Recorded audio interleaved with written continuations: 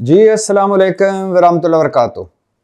इधर काजी फायज ईसा जैसे जज से जान छूटी और उधर मेरे महबूब कायद मियां मोहम्मद नवाज शरीफ एक बार फिर इलाज की खातर बजरिया दुबई बजरिया लंदन अमेरिका रवाना हो गए। बड़ा हसीन इत्तफाक है। काजी फायज ईसा चीफ जस्टिस बनता है और नवाज शरीफ की वापसी होती है। काजी फायज ईसा 404 दिन चीफ जस्टिस रहकर रिटायर होता है और मेरा महबूब भी बाहर रवाना हो जाता है। इस पर बात करते हैं और इस पर भी बात करनी है कि सुना है सुप्रीम कोर्ट को चलाने वाली supreme court practice and procedure जो कमेटी है जिसमें 3 जजेस होते हैं, चीफ जस्टिस और उसके बाद 2 सीनियर तरीन जज, अब सुना है उसमें 2 मजीद जज लाए जा रहे हैं। मतलब जस्टिस अमीनुद्दीन और जस्टिस जमाल मंदोखेल भी शायद मेंबर बन जाएं।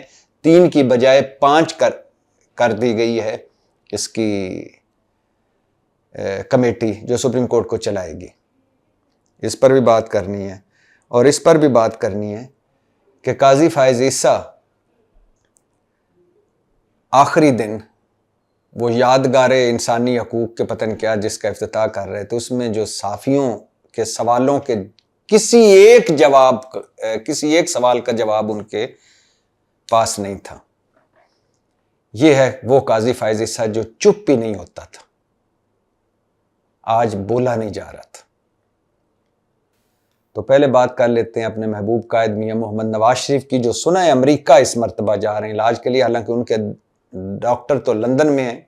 4.5 साल वो 50 रुपए के स्टाम्प पेपर पर और भाई की गारंटी पर इमरान खान हुकूमत में जाली मेडिकल रिपोर्टों पर उस वक्त की एस्टेब्लिशमेंट की मदद से बरतानिया गए और फिर वहां 4.5 साल रहे। इमरान हुकूमत गिराई, अपनी हुकूमत भाई की बनवाई और फिर उस वक्त आए जब काजी फायज ईसा चीफ जस्टिस बने।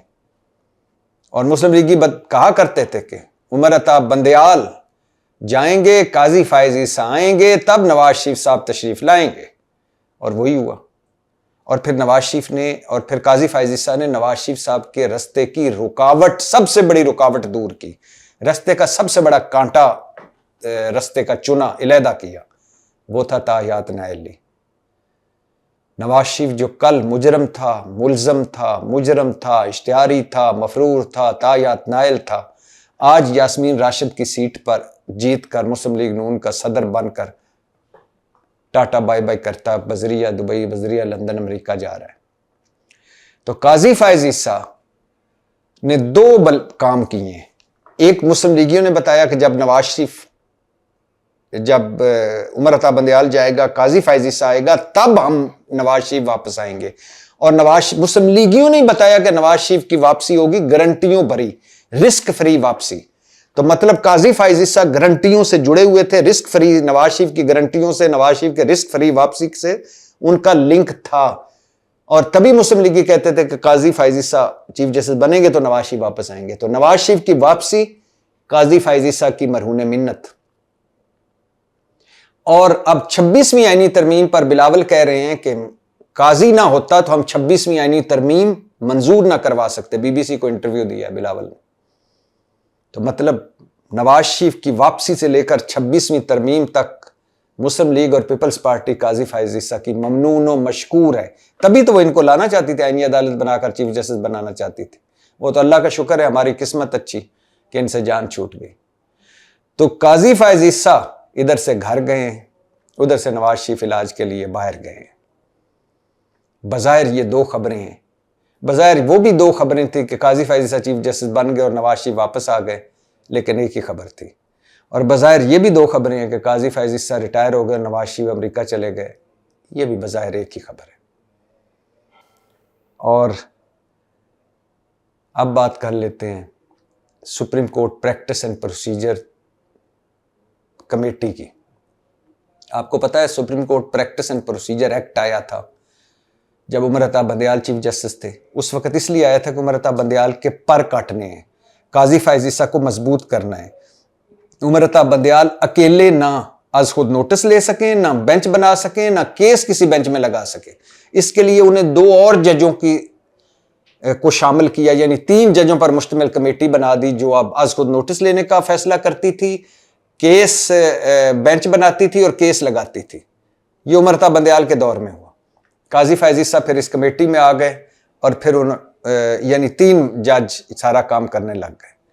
लेकिन जब काजी फैज ईसा चीफ जस्टिस बने और मुनीब अख्तर और मंसूर अली शाह ने 1-2 मरतबा इकट्ठे होकर काजी फैज ईसा की नहीं चलने दी उस कमेटी में, क्योंकि काजी फैज ईसा अकेले रह जाते थे, मंसूर अली शाह मुनीब अख्तर साथ अलहदा हो जाते थे, यानी किसी भी मौके पे उन दोनों की राय मिल जाती थी, ये अकलियत में चले जाते थे। तो इनकी जब ना चली तो फिर हुकूमत भागी भागी उसने supreme court practice and procedure तरमीमी आर्डिनेंस ले आई और फिर उसमें मुनीब अख्तर को निकाल दिया काजी फैज ईसा ने, क्योंकि उस आर्डिनेंस में लिखा था कि 3 जज ही होंगे कमेटी में, मगर 1 चीफ जस्टिस, 1 सीनियर तरीन जज और तीसरा जज चीफ जस्टिस का नामजद करदा। यह भी काजी फैज ईसा को नवाजने के लिए कानून साजी हुई।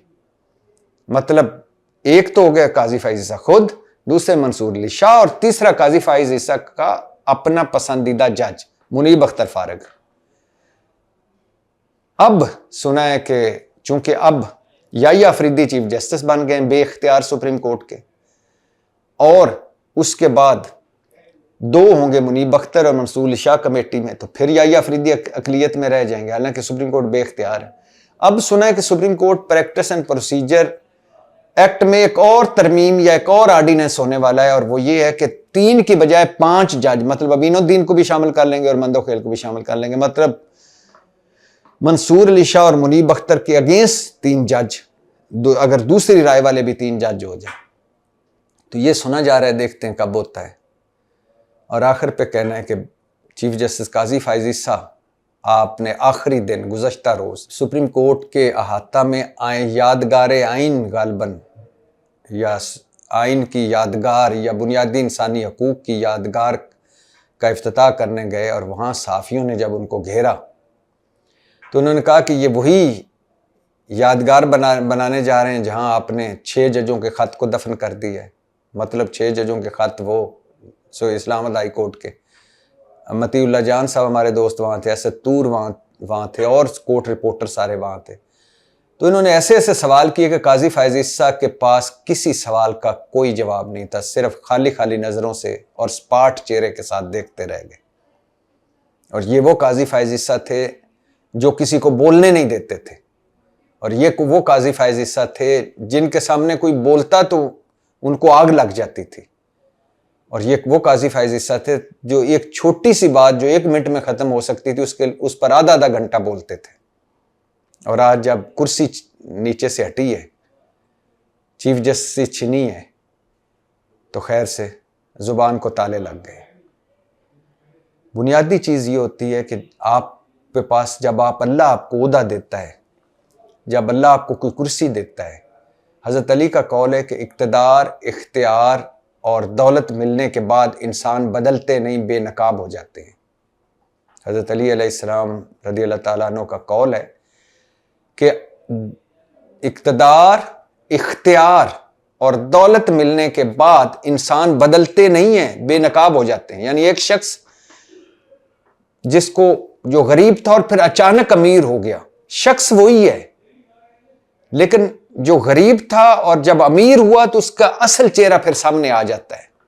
गरीब ने क्या करना होता है, तरले मिनते, लेकिन जब पैसा आ गया, लेने की बजाय देने वाला हो गया, तो फिर बेनकाब हो गया। अगर वो अच्छा है तो अच्छा ही होगा, अगर बुरा है तो जितना भी अच्छा बन रहा होगा चेहरा बेनकाब हो गया। इसी तरह इख्तियार, आपको किसी जगह भी किसी को कोई इख्तियार मिले उसके बाद उसका असल चेहरा सामने आ जाता है।